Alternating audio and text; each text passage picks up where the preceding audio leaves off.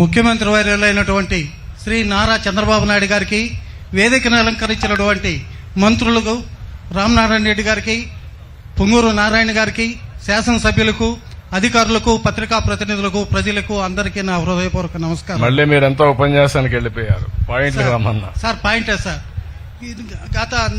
నేను ఇక్కడ దగ్గరలో ఉన్నటువంటి ఒక గ్రామ పంచాయతీ సర్పంచ్ సార్. నా పేరు ఓబుల్ రెడ్డి సార్. పాతాళ్లపల్లి మా గ్రామ పంచాయతీ. మీతో నేను ఇది 2వ తూరు ఇంటరాక్ట్ అయినాను సార్. 2001లో ఇక్కడ తుఫాన్ వచ్చింది సార్. మన ఇక్కడ ఐబీ దగ్గర కూడా ఎలిపెన్ వచ్చింది సార్. ఆ రోజు సడన్ గా మీరు హెలికాప్టర్ లో ఇక్కడ దిగారు సార్. ఆ రోజు ఇక్కడ నేను సర్పంచ్ గా నేను మీ దగ్గరకు ఒక్కడిని వచ్చాను సార్. ఎవరు కూడా రాలేదు సార్. పోలీస్ ఆఫీసర్, కలెక్టర్స్ కానీ ఎవరు లేరు సార్. కేవలం ఒక డిఎస్పీ గారు ఉన్నారు, నన్ను పంపించారు మీ దగ్గర ఇంటరాక్ట్ చేయమని. అక్కడికి వెళ్లి మీతో ఒక అర్ధగంట సేపు మాట్లాడాను సార్. ఆ రోజు నేను ఒక్కడినే ఉన్నాను సార్. అవతల పక్క ఏముందంటే రోడ్డు ఉంది సార్, గూడూరుకి వెళ్తుంది, నెల్లూరుకి వెళ్తుందని గుర్తు చేసుకోండి సార్ చెప్పాను సార్. ఆ విధంగా ఆ రోజు అడిగాను సార్. మా ప్రాంతం అంతా చాలా డ్యామేజ్ అయ్యి ఉంది సార్. ఒక సర్పంచ్ గా నేను రిప్రజెంట్ చేశాను సార్. కెనాల్స్ అన్ని డ్యామేజ్ జరిగినాయి సార్. ఇళ్లలోకి నీళ్లు వచ్చినాయి సార్. అలాగే మీరు విరివిగా మంచి ఉదార స్వభావాలు మాకందరికీ ప్రజల్ని ఆదుకోండి సార్ అని చెప్పి ఆ రోజు నేను రిక్వెస్ట్ చేశాను సార్. ఆ ప్రకారంగా మీరు ప్రతి ఇంటికి 10 కిలోల కిరసనాయిలు కానీ, 25 కేజీలు రైస్ కానీ, పంటలు దెబ్బతిన్న వాళ్ళకి డబ్బులు కానీ, ఇళ్లు దెబ్బతిన్న వాళ్ళకి డబ్బులు కానీ విరివిగా అందించి ఆదుకున్న ఉదార స్వభావం సార్ మీది. నేను చెప్తున్నాను సార్. ఆ రోజు నుంచి నా మనసులో చిరస్థాయిగా మీరు నిలిచిపోయి ఉన్నారు సార్. ఈ రోజు కూడా అనుకోకుండా వచ్చారు సార్. నిన్న సాయంత్రం వరకు నాకు తెలియదు సార్. ఈ మన సీఎం గారు వస్తున్నారంటే ఇది 2వ తూరి ఆయనతో ఇంటరాక్ట్ కావాలనుకున్నాను సార్. ముఖ్యంగా ఈ రోజు ప్రాజెక్టు గురించి చెప్తున్నాను సార్. నేను 2 టైమ్స్ నేను అనుభవించాను సార్. నేను ఒక రైతును సార్. ఈ కెనాల్లో బొల్లేరు కృష్ణయ్య 99లో శాసనసభ్యుడిగా ఉన్నప్పుడు కేవలం ఈ ప్రాజెక్టులో 18 టీఎంసీల నీరు మాత్రమే నిల్వ ఉన్నది సార్. ఆ నీరుని కేవలం డెల్టా ప్రాంత శాసనసభ్యులందరూ నెల్లూరుకి తీసుకెళ్లాలా, డెల్టా ప్రాంతాన్ని తీసుకువెళ్లాలంటే మా నార్త్ వెస్ట్ ఛానల్కు ఇచ్చే ప్రసక్తి లేదు, ఇది మా హక్కు అని చెప్పి డెల్టా ప్రాంత శాసనసభ్యులందరూ కోరుకుంటే అప్పుడు బొల్లేరు కృష్ణయ్య గారు ఆప్రాన్లో దీక్ష కూర్చున్నారు సార్. ఆ రోజు మీరు శాసనసభ్యులు సార్. నేను ఆ దీక్షలో ఉన్నాను సార్. ఆ రోజు మీరు మాట్లాడి మా ప్రాంత కెనాల్ కూడా నీళ్లిప్పించి మా ప్రాంత రైతాంగాన్ని ఆదుకొని పంటలు పండించిన ఘనత మీది సార్.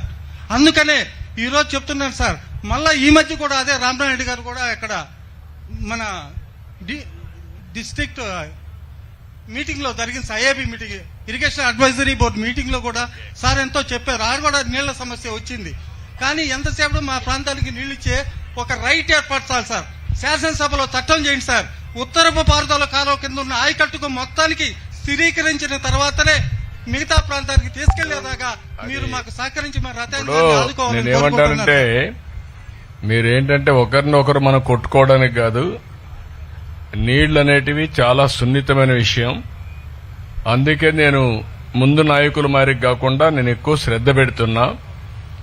ఈరోజు ఈ జిల్లాలో కూడా చేపల చెరువులు వచ్చాయి. చేపల చెరువులు వచ్చిన తర్వాత నీరు ఇంకొంచెం ఎక్కువగా వాడుకోవడానికి, భూములకు వాడుకోవడానికి అవకాశం ఉంటుంది. అందుకే లోకలైజేషన్ చేయమన్నాను. ఆ నోటిఫికేషన్ వస్తే నీళ్లు, మిగిలిన నీళ్లు కరువు ప్రాంతాలకు ఇచ్చుకునే అవకాశం వస్తుంది. అవన్నీ వర్కౌట్ చేస్తాం. అట్లా కాకుండా మీరు చాచనం చేయండి అంటే నువ్వు ఎట్టున్నావు అంటే నాకు ఓట్లు రాకుండా చేసే పరిస్థితిలో ఉన్నావు. అది కాదు కావాల్సింది. మీకు నీళ్లు కావాలి. ఇదే మారిగా ఎన్టీ రామారావు గారు దురదృష్టితో నీళ్లు ఇస్తానంటే అప్పుడు నాయకత్వం ఏం చెప్పారంటే మాకు అష్యూర్డ్ వాటర్ కావాలి అన్నారు. ఎన్టీఆర్ ఒకటే చెప్పాడు, నీకు నీళ్లు కావాలా నీళ్లు ఇస్తా, అంతేగాని చట్టాలు లేకపోతే లేనిపోనే మాట్లాడద్దని చెప్పారు. నాయకులు మాట్లాడారు తప్ప నీళ్లు ఇచ్చిన నాయకుడు ఎన్టీ రామారావు గారు. అది వ్యత్యాసం వాళ్లకు మనకు. మీకు నీళ్లు కావాలని అడగండి, నేను మీతో ఉంటా. లేదు సార్ మీరు చట్టం చేయాలంటే ఇంకొక దగ్గర నుంచి నేను లేనిపోని సమస్యలు తెచ్చుకోవాలి. అందరికీ నీళ్లు వచ్చే మార్గం చూస్తున్నా. ఎవ్వరికి ఇబ్బంది రాకుండా నీళ్లు తెచ్చే మార్గం మీరు గుర్తుపెట్టుకోవాల్సిందంటే, పట్టిసీమ ఎంతమంది అపోజ్ చేసినా పట్టిసీమ పూర్తి చేశాం. 100 టీఎంసీ నీళ్లు శ్రీశైలంలో పొదుపు చేశాం. ఆ నీళ్లు మనకు వచ్చే పరిస్థితి వచ్చింది. నాగార్జున సాగర్ రైట్ మెయిన్ కెనాల్కి గోదావరి నీళ్లు తీసుకొస్తాం. అది తీసుకొస్తే 160 టీఎంసీ నీళ్లు పొదుపు చేసుకునే అవకాశం వస్తుంది. ఆ నీళ్లు అక్కడ పొదుపు చేస్తే ఆ నీళ్లు నేరుగా రాయలసీమలో పైని శ్రీశైలం మొత్తం రిజర్వాయర్లని ఫిలప్ చేసుకుంటూ మీ సోమశిల, కందలేరు, పూండి కూడా వెళ్ళిపోతుంది. ఇంకా నాకు ఒక ఆలోచన ఉంది. నాగార్జున సాగర్ దగ్గర నల్లమలై ఫారెస్ట్ లో ఒక టందలు పెట్టి బనక చెర్లకు నీళ్లు తీసుకపోతే గేమ్ ఈజ్ ఓవర్. ఎందుకంటే కొన్ని వేల టీఎంసీ నీళ్లు గోదావరిని సముద్రం లేకపోతున్నాయి. ఆ నీళ్లు కొద్దిగా తెచ్చుకోగలిగితే మనకు కరువు ఉండదు.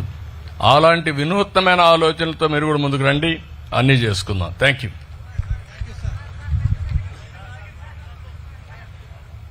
ఓకే అమ్మా, కాగితాలు ఇచ్చేవాళ్ళు ఇవ్వండి.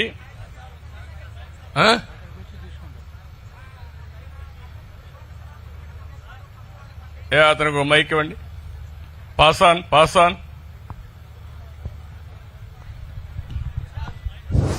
సభకు నమస్కారం సార్. నా పేరు సురేష్ కత్తి, పడమట ఖమ్మంపాడు, కత్తి లావణ్య సర్పంచ్ గ్రామం సార్.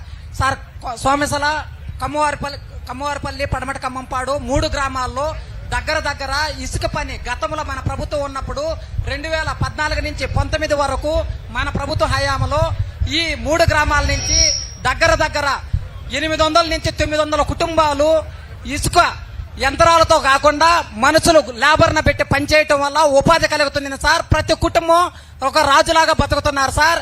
యంత్రాలను పెట్టి ఇసుక లోడ్ చేయటం వల్ల జల వనరులు తగ్గిపోయి ఆ పంచాయతీలకు వచ్చే ఏట్లో నీళ్లు అందక పంచాయతీ తాగునీటి కూడా కొరత అవుతుంది సార్. దయవుంచి తమరిని నా ఒక్క విన్నపం ఏంటంటే ఈ 800-900 కుటుంబాలు 3 గ్రామాల మీద ఉపాధి కల్పించండి సార్. ఆ యంత్రాలను పెట్టి లోడ్ చేయకుండా ప్రజలకు ఉపాధి కల్పిస్తే మా జీవితాలు మిమ్మల్ని గుర్తుండిపోయేలా ఉంటాయి సార్. ఆల్రెడీ మనం ఇది గతంలో చేస్తున్నాం సార్ 2014-19లో. దయచేసి ఇది ఒక్క రిక్వెస్ట్ సార్, మీరు ఇంకొకసారి కావాలంటే డబుల్ ఎంక్వైరీ చేయించి నేను కలెక్టర్కి ఆదేశాలు ఇస్తాను, వర్కౌట్ చేసి. నాకేంటంటే 2 ఉన్నాయి. రెండున్నాయి. ఒకటి, అక్కడ ఉండేవాళ్లకు ఉపాధి రావాలి. కొంతమందికి మీరు మళ్ళా బ్లాక్ మార్కెట్ చేయడం, దందాలు చేయడం, ప్రభుత్వానికి చెడ్డ పేరు రాకూడదు. వినియోగదారుడికి కూడా అవసరమైన వాళ్ళకి ఇసుక అందుబాటులో ఉండాలి. 2 కూడా బ్యాలెన్స్ చేయాలి. ఏ విధంగా బ్యాలెన్స్ చేయాలో చేద్దాం. నేను కలెక్టర్కి ఆదేశాలు ఇస్తున్నా, ఒకసారి చెక్ చేస్తారు. చెక్ చేసి ఇది చేస్తారు. మీరు కాగితాలు ఇవ్వాల్సిన అందరూ కాగితాలు ఇవ్వండి, అన్ని నేను తీసుకుంటానికి వస్తాను. మీరు ముందుకు వచ్చి అన్ని ఇవ్వండి, అన్ని తీసుకొని నేను యాక్షన్ తీసుకుంటాను. ఓకేమా?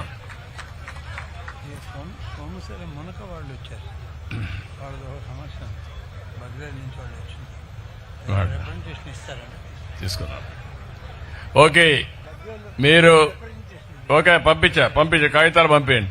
ఆ కాగితాలన్నీ పంపేయండి, అవి నేను తీసుకొని యాక్షన్ తీసుకుంటా తమ్ముడు. ఇంకా మళ్ళీ లేట్ అవుతుంది. మీరు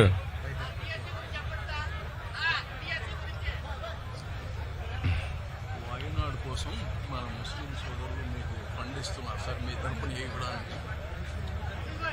దేనికి? అక్కడ మన కేరళకి